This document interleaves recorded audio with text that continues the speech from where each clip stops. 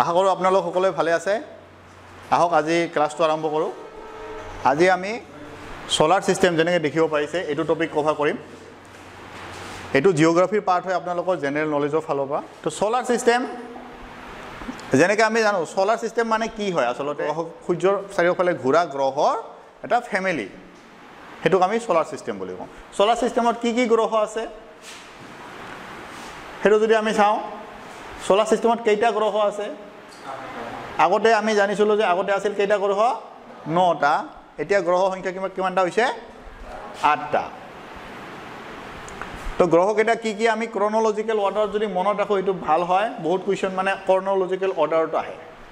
ক্ৰনোলজিক্যাল order মানে কি প্ৰথমতে কোন আছে তাৰপিছত কোন তাৰপিছত কোন তাৰপিছত কোন তাৰপিছত কোন এনেকৈ মনত ৰাখিব লাগিব সো ফাৰ্ষ্টত আছে আমাৰ মাৰ্কিউৰি তাৰপিছত ভেনাছ তাৰপৰ আৰ্থ তাৰপিছত মাৰ্চ তাৰপিছত জুপিটাৰ সেটাৰ্ন ইউৰেনাছ নেপচুন অসমীয়াত ক'লে বুধ শুক্ৰ পৃথিৱী মংগল বৃহস্পতি শনি ইউৰেনাছ নেপচুন ঠিক আছে প্লুটো নাই প্লুটো কিয় নাই কাৰণ এইকেইটা গ্ৰহই যেনেকৈ পৃথিৱী সূৰ্যৰ চাৰিওফালে ঘূৰে প্লুটোটো ঠিক তেনেকৈ নিয়ম মানি নুঘূৰে মানে ইহঁতকেইটা যিটো নিয়ম মানি ঘূৰে প্লুটোৱে সেইটো নিয়ম মানি নুঘূৰে সেইকাৰণে প্লুটোক গ্ৰহ কিহৰ পৰা আঁতৰাই দিয়া হৈছে আচ্ছা প্লুটোক কি গ্ৰহ বুলি জানো আমি প্লুটোক ড্বাৰ্ফ প্লেনেট বুলি কোৱা হয় অসমীয়াত ক'লে 52 গ্ৰহ বুলি কোৱা হয় ঠিক আছে তো ইয়াৰ ভিতৰত কেইটামান গ্ৰহ আমি খালি চকুৰে মানে আমি আকাশত দেখিবলৈ পাওঁ সেইকেইটা গ্ৰহ কি কি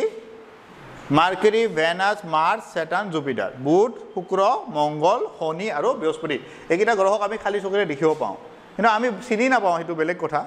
কিন্তু আকাশত সিহঁতক দেখিব পৰা যায় খালি চকুৰে ঠিক আছে আমাৰ এইকেইটা গ্ৰহৰ ভিতৰত আটাইতকৈ ডাঙৰ কাক দেখিছে জুপিটাৰ না জুপিটাৰৰ বিষয়ে কিছু কথা আমি চাই লওঁ আহক এইটো গ্ৰহ জুপিটাৰ হয় এই গ্ৰহটো আটাইতকৈ ডাঙৰ গ্ৰহ হয় আমাৰ গ্ৰহৰ ভিতৰত আমাৰ সোলাৰ সিস্টেমত তাৰ পজিশন কিমান হয় 5th পজিশনত আছে ইয়াক কি বুলি কোৱা হৈছে গেছ জায়ান্টৰ অৰ্থ কি যে এই গ্ৰহটোত মাটি নাই থিয় হ'ব পৰাকে মাটি নাই এই গ্ৰহটো কমপ্লিটলি গেছেৰে বনিছে এই গ্ৰহটোত গেছ আছে আৰু ঘনীভূত অৱস্থাত তৰল থাকিব পাৰে ভিতৰত আমি গম নাপাওঁ ঠিক আছে তো সেইকাৰণে গেছ জায়ান্ট বুলি কৈছে আৰু এইটো গ্ৰহৰ এটা বিশেষত্ব কেনেকুৱা দিয়া হৈছে যে 2.5 times of all planets together তাৰমানে কি সৌৰজগতৰ যিমান গ্ৰহ আছে গোটেই গ্ৰহক যদি একেলগ কৰাই দিওঁ তাহাঁতৰ যিটো সাইজ হ'ব তাতকেও ই 2.5 গুণ ডাঙৰ ভাবি চাওক কিমান ডাঙৰ এইটো দেখিছে এইটো ৰঙা এইটো কি হয় এইটো সৌৰজগতত চলা এটা ধুমুহা হয় এই ধুমুহাটো কেতিয়াৰ পৰা চলি আছে দেখা গৈছে অসম মানে আমাৰ যেটা অবজাৰ্ভ কৰিছে 1831 পৰা এই ধুমুহা চলি আছে তাতে আৰু এই ধুমুহাটোৰ আকাৰ কিমান ইয়াতে হেনো 300খন পৃথিৱী সোমাব এটা ধুমুহাৰ ভিতৰত ইমান ডাঙৰ সাইজৰ ধুমুহা তো বৃহস্পতি গ্ৰহটো কিমান ডাঙৰ ভাবি চাওক কল্পনা কৰিব নোৱাৰে আসলতে আমি আমাৰ পৃথিৱীখনৰে কল্পনা কৰিব নোৱাৰো এই কিমান ডাঙৰ আমাৰ কল্পনাৰ বাহিৰত বস্তুবিলাক এইবিলাক বিশ্ব ব্ৰহ্মাণ্ড জড়িত বস্তুবোৰ ঠিক আছে কিমান ডাঙৰ মানে এইবিলাক বস্তু তো এইটোক কি বুলি কোৱা হয় গ্ৰেট ৰেড স্পট বুলি কোৱা হয় ইয়াৰ আটাইতকৈ বেছি সংখ্যক মুনছ আছে মুনছ মানে প্ৰাকৃতিক উপগ্ৰহবিলাক আছে বৃহস্পতি তো এইটো টপিক এইটো আপোনাৰ কাৰণে বেছি ইম্পৰ্টেণ্ট হৈ যায় তো কোৱেশ্চন আহিলে ক'ব পাৰে যে সৌৰজগতৰ কোনটো গ্ৰহ আটাইতকৈ বেছি উপগ্ৰহ আছে এইটো আহিব যেনেকুৱা কেইটামান উপগ্ৰহ ইয়াৰ নাম দিয়া হৈছে ইউৰোপা গিনিমিড কেলিষ্ট ঠিক আছে বা ডাইৰেক্ট সুধি দিব পাৰে আপোনালোকক যে এইটো উপগ্ৰহ কোনটো গ্ৰহৰ কেলিষ্ট কোনটো উপগ্ৰহৰ কোনটো গ্ৰহৰ উপগ্ৰহ বুজি পাইছে না তেনেকুৱাকৈ কুৱেশ্যন আহিব পাৰে ইয়াতে কেতিয়াবা আপোনাৰ কুৱেশ্যন আহে যে পৃথিৱীৰ আটাইতকৈ ওচৰত থকা তৰাটো কি যাৰ নিজৰ পোহৰ আছে তাক তৰা কম ঠিক আছে আৰু গ্ৰহৰ নিজৰ পোহৰ নাই পৃথিৱীৰ আটাইতকৈ ওচৰৰ তৰা কোনটো সূৰ্য হয় না নহয় নক্ষত্ৰ সূৰ্য হয় তাৰ পিছত কোনটো প্ৰক্সিমা চেণ্টাউৰি মানে সূৰ্যৰ পিছত নেক্সট তৰা যেটো আমাৰ ওচৰত হ'ব সেইটো আসলতে 3টা নক্ষত্ৰৰ এটা পুঞ্জ ঠিক আছে তাৰে ভিতৰত আগত পৰে প্ৰক্সিমা চেণ্টাউৰি আৰু তাৰ পিছত আহে আলফা চেণ্টাউৰি এটা আলফা চেণ্টাৰীৰ নাম হৈছে আলফা চেণ্টাৰী এ আৰু এটা হৈছে আলফা চেণ্টাৰী বি অৰ্থাৎ পৃথিৱীৰ পৰা আটাইতকৈ ওচৰত হ'ল সূৰ্য সূৰ্যৰ পিছত তিনিটা গ্ৰহৰ এটা নক্ষত্ৰৰ এটা পুঞ্জ আছে সেই তিনিটাৰ ভিতৰত প্ৰথমতে পাম আমি কাক প্ৰক্সিমা চেণ্টাউৰি তাৰপিছত কাক পাম আলফা চেণ্টাৰী এ তাৰপিছত আলফা চেণ্টাৰী বি পাম ঠিক আছে ইয়াতে এটা কনচেপ্ট দিব খুজিছোঁ আপোনালোকৰ লাইট ইয়াৰ এই গ্ৰহ নক্ষত্ৰবিলাকৰ মাজত দূৰত্ববিলাক জুখিবৰ কাৰণে আমাৰ কিলোমিটাৰ মিটাৰ এইবিলাক এককেদি কাম নহয় ইয়াতে আমি এটা একক ব্যৱহাৰ কৰোঁ দূৰত্বৰ একক সেই এককটোৰ নাম হৈছে কি লাইট ইয়াৰ তো এনেকৈ কুৱেশ্যন আহিব পাৰে সাধাৰণ জ্ঞান হিচাপে যে লাইট ইয়াৰ কিহৰ একক এটা হ'ব এই দূৰত্বৰ একক আৰু এইটো কনচেপ্টত ৰখা ভাল হ'ব আপোনালোকৰ যে লাইট ইয়াৰ মানে কি লাইট ইয়াৰ মানে কি লাইট ইয়াৰ মানে হৈছে লাইট ইয়াৰ কথা জনাৰ আগতে আমি এইটো জানিব লাগিব যে পোহৰৰ বেগ কিমান হয় পোহৰৰ বেগ হয় 1 ছেকেণ্ডত 3 লাখ কিলোমিটাৰ 1 ছেকেণ্ডত 3 লাখ কিলোমিটাৰ যায় পোহৰে মানে 1 ছেকেণ্ডত পৃথিৱীৰ চাৰিওফালে 10-15 পাক মাৰিব পাৰিব ইমান স্পীড লাইটৰ ঠিক আছে এক বছৰত পোহৰে যিমান দূৰ যাব তাক 1 লাইট ইয়াৰ কয় সো লাইট ইয়াৰ মানে কি কৈ আছো যে পোহৰে 1 ছেকেণ্ডত যায় 3 লাখ কিলোমিটাৰ পোহৰে 1 ছেকেণ্ডত যায় 3 লাখ কিলোমিটাৰ এক বছৰত পোহৰ যিমান দূৰ যাব সেই দূৰত্বখিনি কি কোৱা হয় 1 লাইট ইয়াৰ কল্পনা কৰিব নোৱাৰো কিমান দূৰ হ'ব কিন্তু আমি গম পাম আমি লিখা দেখা পাওঁ যে অমুক ষ্টাৰ 2 বোলে আপোনাৰ 3 লাইট ইয়াৰ্ছ দূৰত আছে বা 100 লাইট ইয়াৰ্ছ দূৰত আছে এনেকুৱা আমি কৰিব পাম মানে এইবিলাক দূৰত্ব বহুত বেছি মানে আমাৰ বিশ্বব্ৰহ্মাণ্ডখন বহুত ডাঙৰ পিছত পৃথিৱীৰ পৰা চন্দ্ৰৰ দূৰত্ব হৈছে মোটামুটি 4 লাখ কিলোমিটাৰ ঠিক আছে তো পৃথিৱীৰ পৰা চন্দ্ৰত যাওঁতে আমাক কিমান দিন লাগে বা গৈছিল যে কিমান দিন লাগিছিল 30 দিন হয় না নহয় আৰু পৃথিৱীৰ পৰা মংগল কিমান দূৰত মংগল হৈছে 200 মিলিয়ন আমাৰ মংগল গ্ৰহত যোৱাৰ প্ৰগ্ৰাম চলি আছে নহয় যে পৃথিৱী যেতিয়া জায়গা নহয় হ'ব আমি মংগললৈ যাম হ্যাঁ মংগললৈ যাওঁতে আমাক 2 বছৰ লাগিব তে যোৱা ৰাস্তাত 2 বছৰৰ খানা লৈ যাব লাগিব নহয় এটা জাস্ট আইডিয়া দিবৰ কাৰণে এইখিনি বস্তু সন্নিৱিষ্ট কৰিছোঁ আপোনালোকক যে বিশ্বব্ৰহ্মাণ্ডৰ বস্তুবিলাক কেনেকুৱা কোনে মংগল গ্ৰহত আমাৰ বসতি স্থাপন কৰাৰ ক্ষেত্ৰত অগ্ৰণী হৈ আছে বৰ্তমান যুগত এলন মাস্ক পৃথিৱীৰ আটাইতকৈ ধনী মানুহ কোন বৰ্তমানত টেছলা কোম্পানীৰ অনাৰ কোন এলন মাস্ক হয় না নাই আৰু কোনে আমাক ব্যক্তিগতভাৱে স্পেচ ক্ৰাফ্ট আকাশত পঠাই আছে স্পেচত পঠাই আছে তেওঁই ইনিচিয়েটিভ লৈছে এলন মাস্ক ঠিক আছে ৰিভলিউশ্যন টাইম মানে সূৰ্যৰ চাৰিওফালে ঘূৰোতে কিমান সময় লাগে তো আমি আৰ্থৰ ক্ষেত্ৰত পাৰ্টিকুলাৰলি এই টাইমটো পুৰা ভালকৈ মনত ৰাখিব লাগিব আমাৰ কাৰণ 4টা অপশ্যন দি ক'ৰবাত 1 ছেকেণ্ড বা ক'ৰবাত 1 মিনিটৰ কম বেছি কৰি দিব গতিকে আপোনালোকে এইটো বস্তু ক্লিয়াৰলি মনত ৰাখিব লাগিব কিমান ঘণ্টা কিমান দিন কিমান ঘণ্টা কিমান মিনিট কিমান ছেকেণ্ড তো পৃথিৱীয়ে সূৰ্যৰ চাৰিওফালে এপাক মাৰোতে লাগে 365 ডেজ 5 আৱাৰ্ছ 48 মিনিটছ আৰু 45 to 47 ছেকেণ্ডছ ৰিভলিউশ্যনৰ অৰ্থটো বুজিছে নহয় এইটো সূৰ্যৰ চাৰিওফালে এপাক ঘূৰোতে কিমান সময় সেইটো কয় ৰিভলিউশ্যন ঠিক আছে আৰু আটাইতকৈ বেছি সময় কোনে লয় এপাক ঘূৰোতে সূৰ্যৰ চাৰিওফালে কোনে লয় লিখা আছে ইয়াতে নেপচুনে লয় এইটো মনত ৰাখিবলগীয়া কথা আৰু আটাইতকৈ কম সময় কোনে লয় মাৰ্কাৰীয়ে লয় কিমান দিনত লয় 87 ডেজত কৰে ঠিক আছে তাৰপিছত কি লিখা আছে ইয়াতে The Venus has the longest rotation period of all the major planets in the solar system. Rotation আৰু revolution দুটা মাজত কনফিউজন কেতিয়া rotation মানে কি মানে নিজৰ অক্ষত মানে নিজেও ঘূৰিছে যেনেবা মই যদি মংগল গ্ৰহ হৈছে মানে মইও ঘূৰি আছো মইতো ঘূৰি আছো মানে মই নিজে ঘূৰি পৃথিৱী কেনে ঘূৰে নিজে ঘূৰে আৰু লগতে হি ডিসটেন্স কভাৰ কৰে এনেকে ঘূৰি তো নিজে ঘূৰাটো ৰটেশ্যন আৰু সূৰ্য চাৰিওফালে ঘূৰাটো ৰিভলিউশ্যন এইটো ক্লিয়াৰ আছে না অকলে তো সবতকৈ বেছি টাইম কোনে লয় নিজে ঘূৰোতে সোলাৰ সিস্টেমত আমাৰ ভেনাসে লয় আৰু পৃথিৱীক এপাক নিজে ঘূৰোতে কিমান টাইম লাগে 24 ঘণ্টা আসলতে 24 ঘণ্টাটো আমাৰ এপ্ৰক্স ভ্যালু হয় প্ৰপাৰলি ক'ব গ'লে কিমান 23 ঘণ্টা 56 minute 4 second 23 hours 56 minutes and 4 সেকেন্ডছ ভেনাসৰ কিমান লাগে 243.16 আৰ্ট ডেজ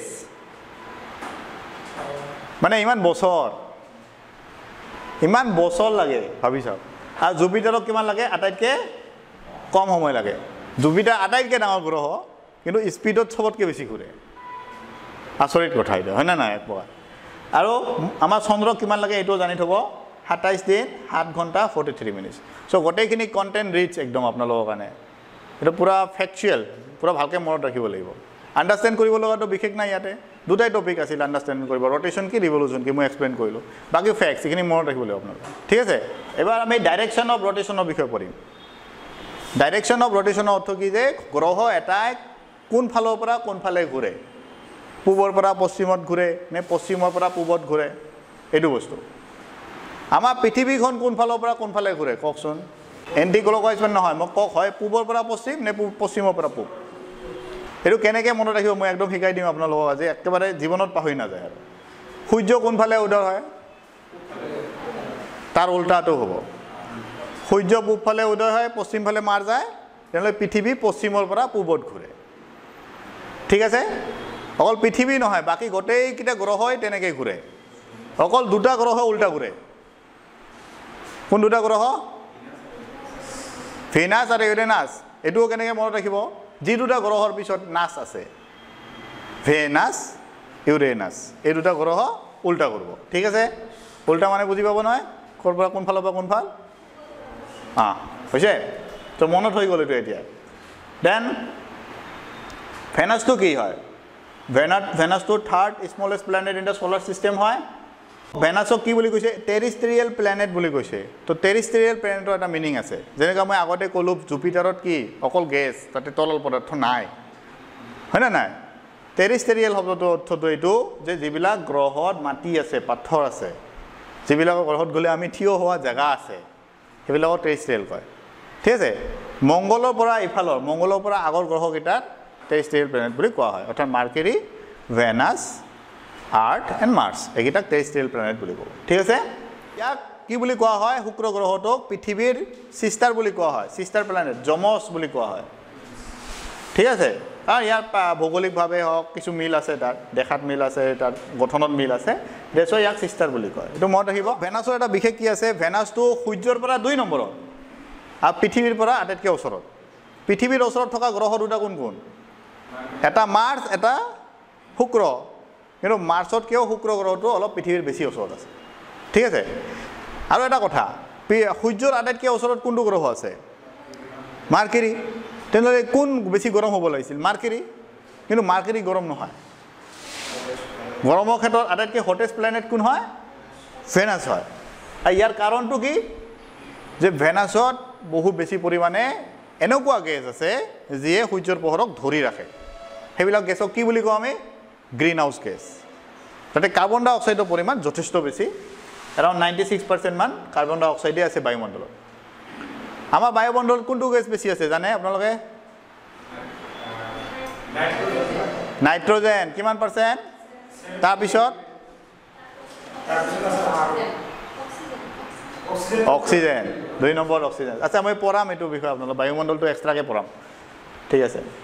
তো এইখিনিলৈকে ক্লিয়াৰ হ'ল ভেনাছ বা শুক্ৰ গ্ৰহক মৰ্নিং ষ্টাৰ বা ইভিনিং ষ্টাৰ বুলিও কোৱা হয় এইটো এটা ফেকচুৱেল ফেক্ট আপোনালোকে মনত ৰাখিব এতিয়া মংগল গ্ৰহৰ বিষয়ে অলপ চাম মংগল গ্ৰহটো কি বুলি কৈছে এই চতুৰ্থ গ্ৰহ হয় চতুৰ্থতম গ্ৰহ হয় সূৰ্যৰ পৰা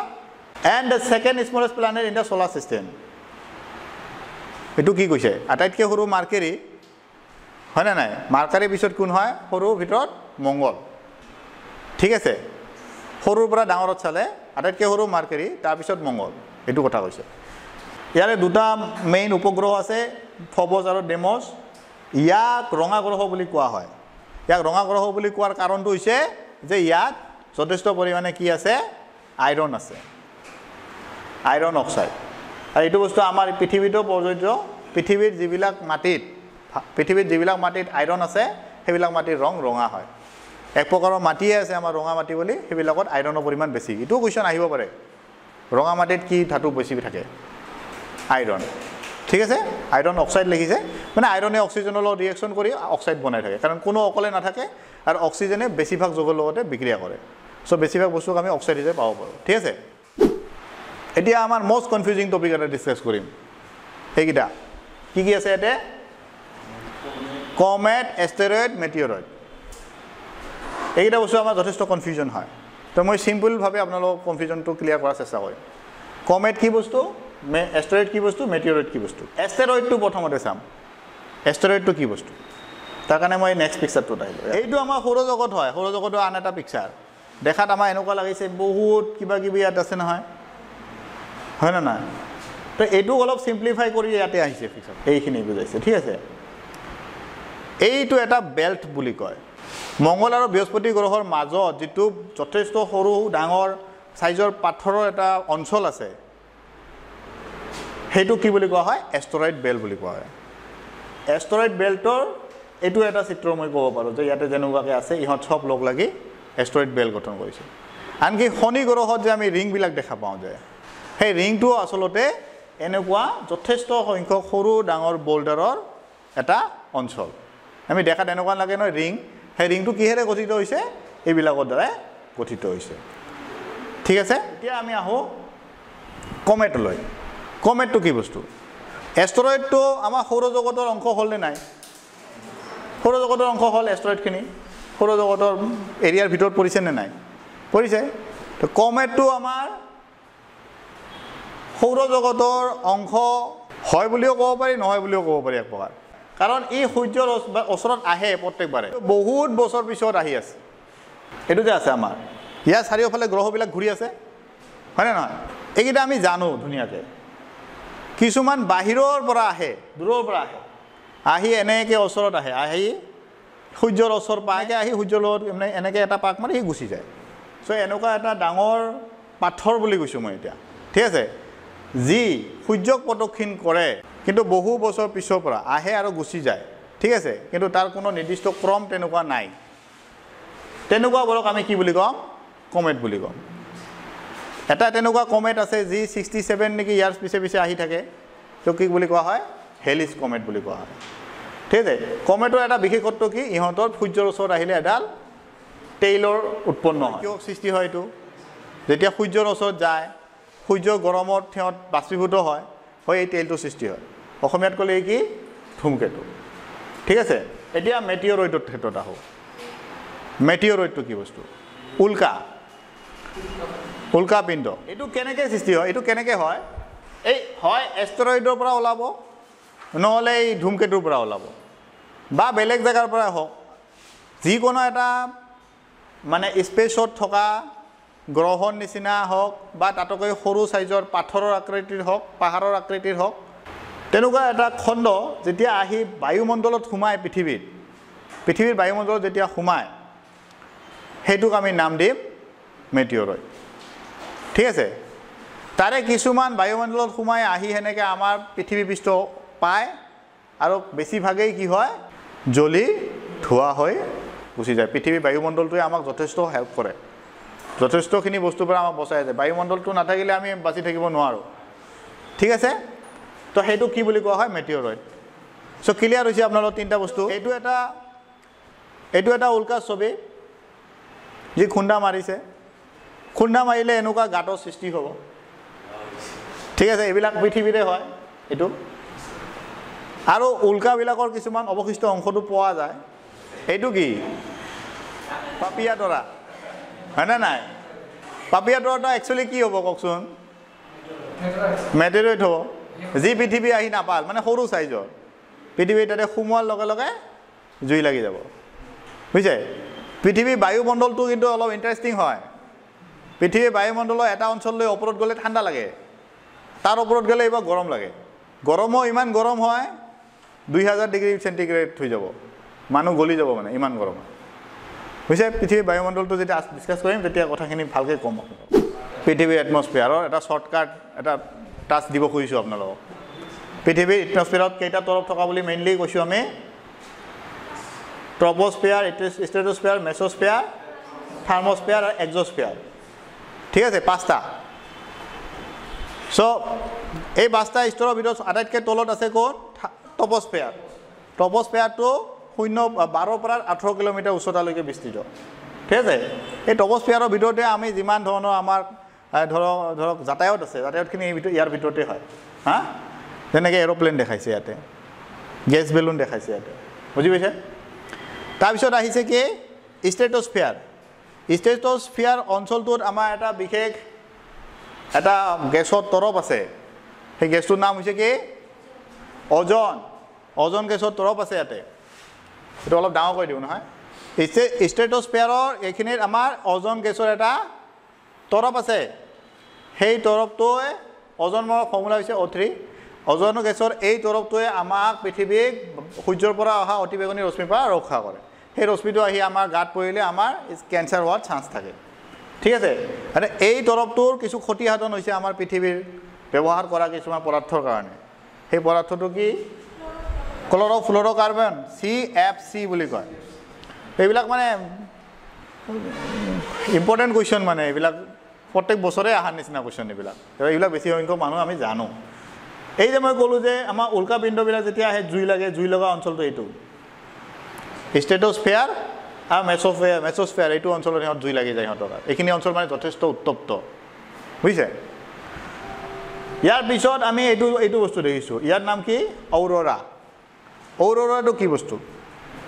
অ'ৰ'ৰাটো হৈছে সূৰ্যৰ পৰা অহা কিছুমান এনাৰ্জি পাৰ্টিকেল আছে কিছুমান কণা আছে সিহঁতে কিছুমান শক্তি লৈ আহে পৃথিৱীত সেই শক্তিখিনিৰে আহি যদি বস্তুটো আমাৰ পৃথিৱীত খুন্দিয়ায় তেতিয়া আমাৰ ক্ষতি হ'ব ঠিক আছে সেই পাৰ্টিকেলবিলাকৰ লগত কোনে ইণ্টাৰেক্ট কৰে আমাৰ পৃথিৱীৰ যিটো চুম্বকত্ব আছে আমাৰ পৃথিৱীৰ এটা চুম্বকত্ব আছে বুজিছে পৃথিৱীৰ এটা চুম্বকত্ব আছে যে পৃথিৱীখন যদি এইটো আছে ইয়াৰ এটা চুম্বকত্ব আছে নন্দ চুম্বকৰ নিচিনা উত্তৰ মেৰু দক্ষিণ মেৰু আছে পৃথিৱীৰ আৰু বাহিৰত সূৰ্যৰ পৰা যিবিলাক পাৰ্টিকেল আহিছে সেইবিলাক আহিলে সিহঁতক বিকৰ্ষিত কৰে আহিব নিদিয়ে ঠিক আছে তেতিয়া এটা ধুনীয়া প্ৰাকৃতিক দৃশ্য সৃষ্টি হয় মই আপোনালোকক দেখুৱাওঁ এইটো এনেকুৱা দেখা যায় এইটো ক'ত দেখা যায় উত্তৰ মেৰু আৰু দক্ষিণ মেৰুত দেখা যায় খুব ধুনীয়া এইটো মানুহ দেখিব যায় বস্তুটো এইটো দুই ধৰণৰ হয় এটা হয় অ'ৰ'ৰা বৰিয়লিছ আৰু এটা কয় অ'ৰ'ৰা অষ্ট্ৰিয়ালিছ অ'ৰ'ৰা বৰিয়লিছটো উত্তৰ মেৰুত দেখা যায় আৰু অ'ৰ'ৰা অষ্ট্ৰেলিছটো দক্ষিণ মেৰুত দেখা যায় চ' এইখিনিত আমাৰ অ'ৰ'ৰা বৰিয়লিছ হ'ব আৰু এইটো অঞ্চলত হ'ব অ'ৰ'ৰা অষ্ট্ৰিয়ালিছ ঠিক আছে নেক্সট ইম্পৰ্টেণ্ট টপিক হ'ল পলাৰ ষ্টাৰ ধ্ৰুৱ তৰা তাক পল ষ্টাৰ বুলিও কয় নৰ্থ ষ্টাৰ বুলিও কয় ইয়াক আমি কেনেকৈ চিনিব পাৰোঁ এইটোতো দেখাই পায় এই চামুচখন আকাশত লক্ষ্য কৰিলে চামুচ বুলি কৈছোঁ মই কাৰণ চামুচৰ নিচিনা দেখি তাৰ পৰা এইটো মূৰৰ পৰা বৰাবৰ টানি গ'লে যিটো দেখা যাব সেইটোৱে হয় ঠিক আছে কাইলৈ কাঠ চিন্তি দেখাইছে তো এইটোৰ বিশেষত্ব কি ধ্ৰুৱ তৰা বস্তুটো কি আচলতে এইটো কি চাওক এইখন বা পৃথিৱীৰ এডাল অক্ষ আছে যিডালৰ ওপৰত ঠিক ঘূৰে সেই অক্ষৰ উত্তৰ মেৰুৰ ঠিক বৰাবৰ ওপৰত এই তৰাটো থাকে ঠিক আছে অৰ্থাৎ এই তৰাটোৰ অৱস্থানটো পৃথিৱী সাপেক্ষে লৰচৰ নহয় সি সদায় একে জেগাত থকাৰ নিচিনা দেখিম আমি সি লৰচৰ নকৰে এইটোক সেইকাৰণে ধ্ৰুৱ তৰা নাম দিছে কাৰণ ই নিজৰ জেগা পৰিৱৰ্তন নকৰে ধ্ৰুৱ মানে ধ্ৰুৱক স্থিৰ ঠিক আছে বুজি পাইছে না ধ্ৰুৱ তৰা কনচেপ্টটো এইটো তৰাৰ দ্বাৰাই আমাৰ আগৰ দিনত নাবিকসকলে কি কৰিছিলে যাতায়াত কৰিছিলে নাৱেৰে এইটো তৰাই আপোনাৰ কোন অৱস্থানত আছে পৃথিৱীত জানাত সহায় কৰিব এটা ইম্পৰ্টেণ্ট কনচেপ্ট সৰু ফেকচুৱেল ইনফৰমেশ্যন এটা সেইটো বস্তু আপোনালোকে জানি থৈ দিয়ক দেখা কৈছে নে স্পষ্ট কি লিখিছোঁ এটা লিখা আছে কি পেৰিজি এণ্ড এপজি পেৰিজি এণ্ড এপজি এইটো বস্তু কাৰ মাজত হয় পৃথিৱী আৰু চন্দ্ৰৰ মাজত এইটো বস্তু পৃথিৱী আৰু চন্দ্ৰৰ মাজত যে পৃথিৱীৰ পৰা চন্দ্ৰৰ দূৰত্ব যেতিয়া কম হয় তাক কোৱা হয় পেৰিজি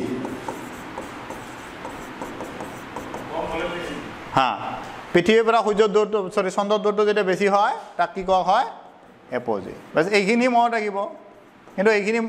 মনত নাথাকিলে এনচাৰ কৰিব নোৱাৰিব আকৌ কুৱেশ্যনটো আহিলে ঠিক আছে চ' এইটো পিকচাৰটো মনত ৰখাৰ চেষ্টা কৰিব ঠিক তেনেকৈ সূৰ্য আৰু পৃথিৱীৰ দূৰত্বৰো দুটা নাম আছে পৃথিৱীৰ পৰা সূৰ্যৰ দূৰত্বটো দুটা নাম এটা হ'ল এফিলিয়ন আৰু এটা হৈছে পেৰিহেলিয়ন তো এফিলিয়নটো কি চালে গম পাইছে যেতিয়া পৃথিৱীৰ পৰা সূৰ্য আৰু পৃথিৱীৰ মাজত দূৰত্বটো বেছি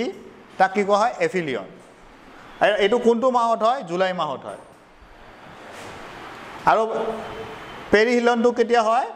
কম যেতিয়া দূৰত্ব সেইটো পেৰিহিলন বুলি কোৱা হয় আৰু কেতিয়া হয় এইটো জানুৱাৰী মাহত হয় ঠিক আছে সেইকাৰণে জানুৱাৰী মাহৰ কোনোবা এটা ডেটত আমাৰ সূৰ্যৰ আকাৰটো ডাঙৰ হয় কিমান তাৰিখ আছে 4 জানুৱাৰী ঠিক তো এইটো এটা টপিক মই এবাৰ ডিসকাস কৰিম আপোনালোকৰ লগত এইটোৰ পৰা এটা কোৱেশ্চন অহাৰ চান্স থাকে সেইটো হৈছে আমি গম পালো পৃথিৱীখন ক'ত আছে সৌৰজগতত আৰু সৌৰজগত ক'ত আছে সৌৰজগত আছে এনেকুৱা তাৰকা ৰাজ্যত এইখনক তাৰকা ৰাজ্য বুলি কয় ইয়াত যিমান বগা হোৱাইট ফুড দেখিছে এইবিলাক সব তৰা হয় ইয়াৰে ভিতৰত এটা তৰা আমাৰ সূৰ্য যে দেখাইছে এইটো আৰু তাৰে মাজত এইখিনি জায়গাত আমি কি আছো এইটোৰ নাম হৈছে তাৰকা ৰাজ্য ইংৰাজীত ক'লে মিল্কি ৱে আমাৰ তাৰকা ৰাজ্যখন হাতীপুতি বুলি কয় অসমীয়াত আৰু ইংৰাজীত কি কয় মিল্কি ৱে তাৰকা ৰাজ্য এইখন তো সৌৰ আমাৰ পৃথিৱী আছে সৌৰজগত আছে তাৰকা ৰাজ্যত আৰু এনেকুৱা ধৰণৰ অসংখ্য তাৰকা ৰাজ্য আছে বিশ্বব্ৰহ্মাণ্ড আৰু এনেকুৱা অসংখ্য তাৰকা ৰাজ্য লগ লাগিলে বিশ্বখন গঠিত হয় এতিয়া বিশ্বৰ আকৃতি কেনেকুৱা কোনো দেখিব পৰা নাই কিছুমান সাইন্টিষ্টে কৈছে এনেকুৱা মাজত বোলে খাল আছে কিছুমানে কয় এনেকুৱা গোলগাল হ'ব তে যি আকাৰ হয় সেইটো আমাৰ পৰীক্ষাৰ ফালৰ পৰা ইম্পৰ্টেন্ট নহয় এটা কথা মনত ৰাখিম বিশ্বব্ৰহ্মাণ্ডখন দিনক দিনে বাঢ়ি গৈ আছে ঠিক আছে আৰু এইটোও চাব সূৰ্যবিলাক আমাৰ যেটো বুজো নহয় পুৰা সিধা সিধিকে ঘূৰি থাকে তেনেকুৱা নহয় আসলতে সৌৰজগত মানে সূৰ্যটোও কোনবা গাঁতত পৰি আছে আমাৰ গ্ৰহবিলাকও কোনবা গাঁতত পৰি আছে আৰু এনেকে আসলে ঘূৰণবিলাক এনেকুৱা জিলেপিৰ নিচিনা সো থ্যাঙ্কস ইয়াতে শেষ কৰিম